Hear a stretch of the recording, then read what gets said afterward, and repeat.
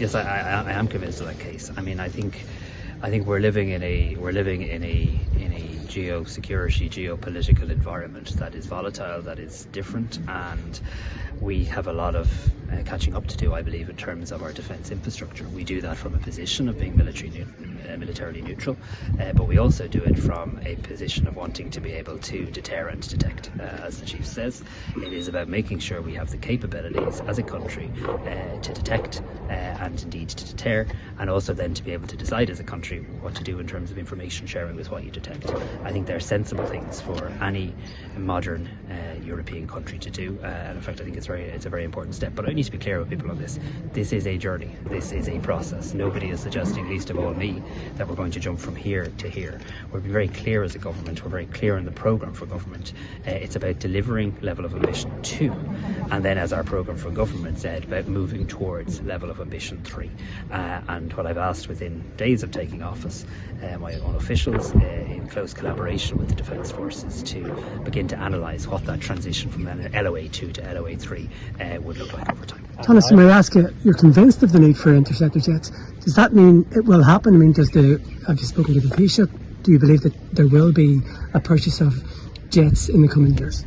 Well, this is all. I mean, I suppose I'd respectfully say this is new information, in the sense that when we look at the Commission report and we look at what is entailed within level of ambition 2 and what is entailed within level of ambition 3, this is merely of giving words and giving effect to what we've already committed to in black and white in the programme for government. When the two political parties and some independents came together to agree a programme for government, it says in black and white in that programme for government that we will deliver an LOA 2 and then move towards LOA 3.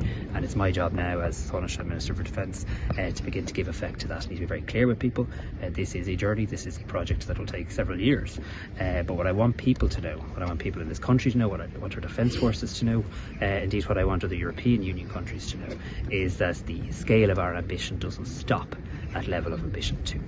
Can I ask another quick question, Tánaiste? Are you close to signing a contract, I believe to be very expensive, hundreds of millions of euro for new armour or armoured vehicles for the Defence Forces? Is that close? I'm close to signing a position in terms of body armour very shortly, and that's obviously about providing protection for our force personnel, which is my main priority and obligation as Minister for Defence. And once we sign that, and once we see delivery of that by Q4 of this year, that will have us in a position of being able to say that we have basically the best level of body armour comparable with other European countries. But what about the armoured vehicles? In relation to the armoured vehicles, I haven't yet.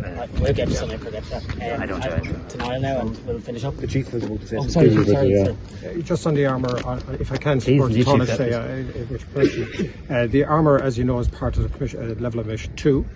We have a working group at Civil Mill that are very engaged on the level of armour, the type of armour. This is about growing the personal force protection in the individual, and then to the team. Obviously the armour is a very important part of that. As you know, we're well equipped with armour in terms of the current APCs and MOAGs that you would be familiar with, Mick, but this is going to the next level to prepare us for more kinetic, more operations, and the level that's required by the UN and others at this point in time for us to engage in those operations. And we were moving, it's part of LOA 2, the government has signed off on that. We're moving then to make that in real terms, to realise the effect of that, but it will take some time. We'll have to get the timeline for you. But I know that Tánaiste said no decision, but this is a significant investment in force protection. It is, absolutely, and deservedly so. And we have to move there as a modern military. And and just to reinforce what the Tánaiste just said about the aircraft as well, as you know, this is a layered approach, a stepped approach.